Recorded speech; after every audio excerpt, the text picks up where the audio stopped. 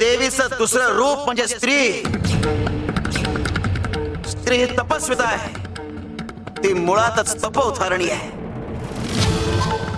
धर्म धर्म म्हणतोस ना, मग त्याच उदाहरण देतो. ऐक.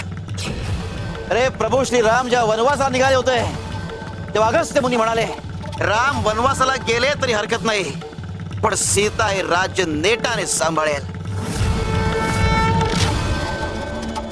म्हणजे त्या काळात सुद्धा स्त्रीच्या सामर्थ्यावर विश्वास दाखवला जात होता. ती आपला निर्बल अशी कधी नव्हतीच. ती होती तर पूर्ण स्वरूप. निसर्गाने तिला स्त्री म्हणून जी काही कर्तव्य दिली आहेत ती कर्तव्य तर ती पार पाडतेच.